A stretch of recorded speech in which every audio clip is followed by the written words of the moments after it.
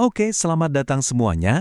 Kali ini kita akan bedah salah satu kisah paling dramatis dalam sejarah kuno, yaitu surutnya air bah dari muka bumi. Seperti yang diceritakan di Kitab Kejadian, pasal 8. Ini adalah cerita tentang penantian, tentang harapan, dan tentang sebuah janji ilahi yang mengubah segalanya. Yuk kita mulai dari awal penantian itu. Coba dibayangin skala waktunya. Selama 150 hari, air menutupi segalanya. Ini bukan sekedar akhir dari sebuah bencana loh, tapi ini adalah awal dari sebuah dunia yang benar-benar baru yang dimulai dengan secercah harapan pertama saat air mulai surut. Nah, jadi gimana proses pengeringan raksasa ini dimulai? Menurut ceritanya, momen krusialnya itu adalah ketika Tuhan mengingat Nuh. Tindakan ilahi ini kemudian memicu serangkaian peristiwa. Angin yang dahsyat mulai bertiup, memulai proses yang panjang dan lambat untuk mengeringkan bumi. 150 hari, itu hampir 5 bulan loh, terombang-ambing di atas dunia yang tenggelam. Angka ini benar-benar nunjukin betapa luar biasanya kesabaran dan ketahanan yang dibutuhkan oleh mereka yang ada di dalam bahtera. Nah, yang menarik tuh prosesnya kayak dibalik gitu. Sumber-sumber air bah yang tadinya dahsyat banget, mata air samudra raya dan tingkap-tingkap langit sekarang ditutup. Mekanisme kehancurannya dimatikan dan sebaliknya, kekuatan alam, dalam hal ini angin, mulai bekerja untuk memulihkan dunia. Oke, sementara air pelan-pelan surut, fokus ceritanya pindah ke satu momen yang ditunggu-tunggu banget, kontak pertama dengan daratan. Bahtera itu akhirnya berhenti. Yuk kita lihat gimana momen bersejarah ini terjadi. Dan ternyata, prosesnya itu lambat banget. Bayangin deh, ada jeda berbulan-bulan antara saat bahtera kandas di bulan ke-7 sampai puncak gunung lain kelihatan di bulan ke-10. Ini tuh cerita tentang penantian yang butuh kesabaran ekstra, bukan kelegaan yang instan. Begitu bahteranya stabil, peran Nuh langsung berubah.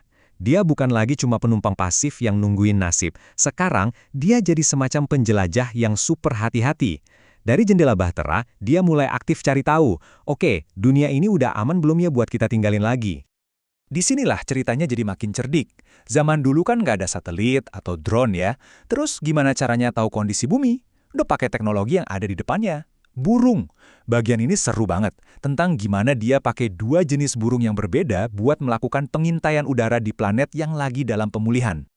Strateginya ini brilian loh. Coba kita lihat. Di satu sisi ada burung gagak. Dia ini kan tangguh ya, pemakan bangkai. Tugasnya untuk ngetes apakah udah ada daratan kering sama sekali, apakah lingkungan udah bisa nopang kehidupan lagi. Nah, di sisi lain ada burung merpati yang lebih sensitif.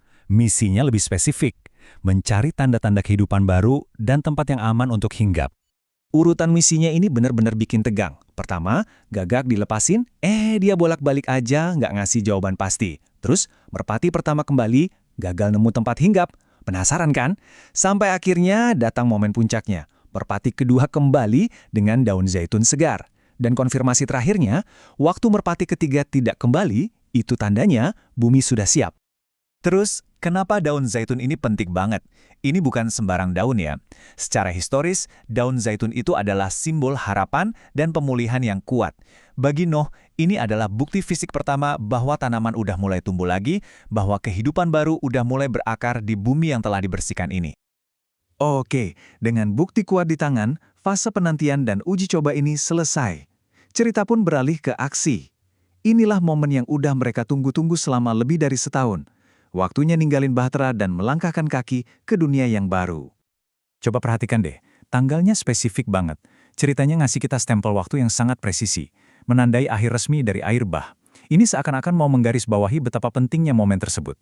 Bumi bukan cuma bisa dihuni, tapi udah benar-benar kering dan siap untuk sebuah permulaan yang baru. Lalu datanglah perintah itu, keluar dan isi kembali bumi. Ini kayak eksodus yang teratur. Semua makhluk dari keluarga Nuh sampai hewan paling kecil keluar untuk memulai kembali dari nol.